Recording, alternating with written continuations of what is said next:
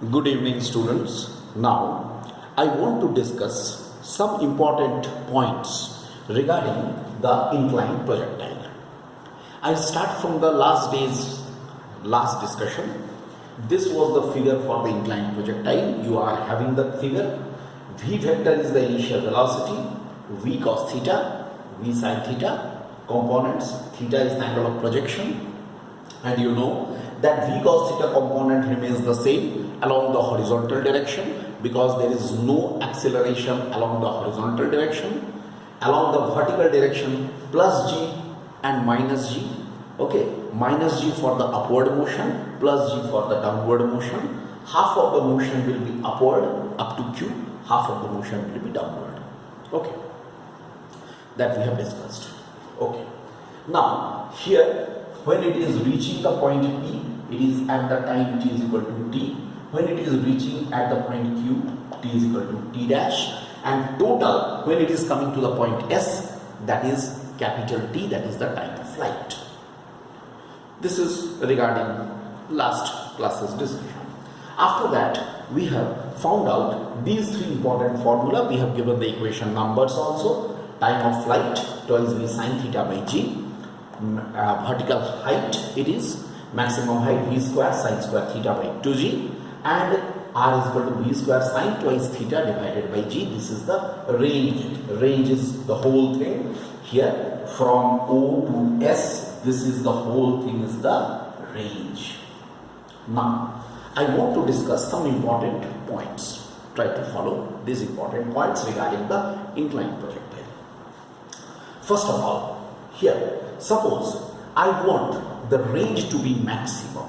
Okay, for R to be maximum with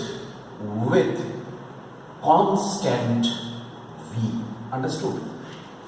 It is understood that if V increases, then R will increase. But the thing is, suppose I keep the value of V a constant, then what will happen?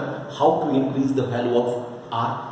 What will decide the value of R? Maximum value of R? Because V is a constant, G is originally a constant, that is the acceleration due to gravity at a particular place. It's a constant quantity.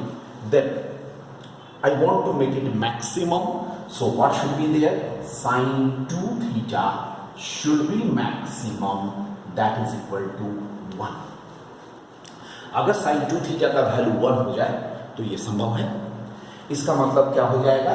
sin 2 theta is 1 means sin 2 theta equal to sin 90 degree. So 2 theta equal to 90 degree and theta equal to 45 degree. Very important. It's a very technical point also. Suppose if the angle of projection is made, this angle of projection theta is made 45 degree, okay, then the projectile will cover the maximum range.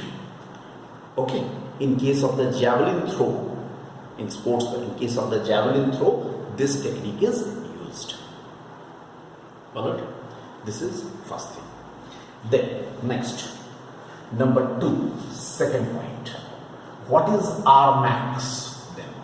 R max will be definitely V square by G, because what is the value of R max? R max का मतलब क्या हुआ? R max का मतलब होता है maximum value of the range. Range का maximum value क्या हो जाएगा? V square by G हो जाएगा. So range का maximum value हो गया V square by G. ठीक है? अब देखो, अब हम एक यहाँ पे बोलना चाहते हैं. Now I take number 3. Number 3. We have R is equal to V square sin 2 theta by G. Can we write it? Very easily, it can be written like this.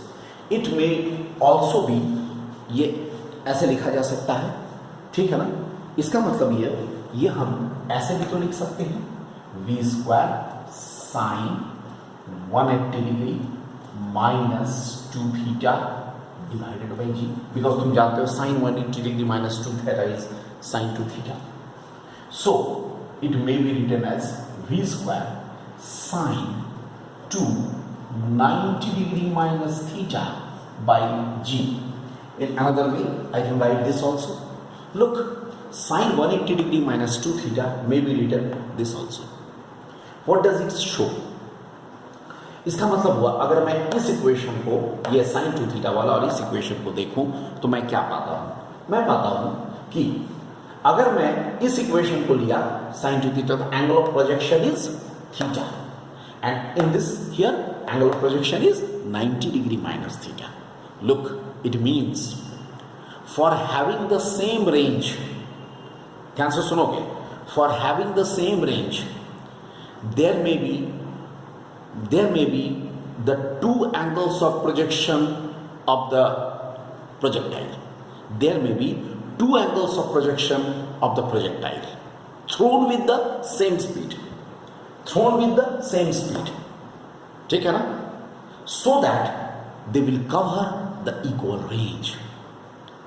I repeat, in order that two projectile, okay, लिख सकते हो, it means in order for the two projectile to cover equal range, right? In case of the two projectile thrown with the equal speed and to cover the equal range, there may be two angles of projection. What are the two angles of projection? Theta and 90 degree minus theta. Understood? It means there may be two angles of projection of a projectile thrown with the same speed v, in order that they will cover the equal range. इसको मैं figure से कैसे बताऊं? इसको मैं figure से ऐसे बता सकता हूं. देखो, I can show you with the help of the figure like this. ध्यान से देखोगे, ऐसा एक प्रोजेक्टाइल है और एक प्रोजेक्टाइल ऐसा है. देख, ये भी V से और ये भी V and V. Look what we are getting. If I say this is the first projectile and this is the second projectile, they are covering, both are covering equal range. ठीक है? एक का है theta और दूसरे का है 90 degree minus theta. ध्यान से फिगर को देखो, ध्यान से फिगर को देखिए और स्टडी कीजिए. देखिए मैंने क्या किया. फर्स्ट प्रोजेक्टाइल है ये वाला. एक मिनट, हम फर्स्ट प्रोजेक्टाइल बना रहे हैं, इसको, सेकंड इसको. फर्स्ट प्रोजेक्टाइल मैंने उसको बनाया जिसका angle of projection is theta, and second one is whose angle of projection is 90 degree minus theta. Look at this figure here, very clear it is. तो मुझे क्या मिला? देखो, जो बात हमने कहा, दो एंगल्स ऑफ प्रोजेक्शन हो गया, लेकिन सेम स्पीड से थ्रो किया गया ताकि वो सेम रेंज कवर करे. इसका मतलब हुआ कोई भी दो प्रोजेक्टाइल दो अलग अलग एंगल ऑफ प्रोजेक्शन से फेंका जा सकता है with the same speed, so that they will cover the equal range. लेकिन याद रहे, same speed not with the same velocity. Velocity अलग अलग होगा, डायरेक्शन अलग है, इसलिए same speed but the velocities are different. Range equal हुआ. अच्छा, इसका मतलब क्या होगा?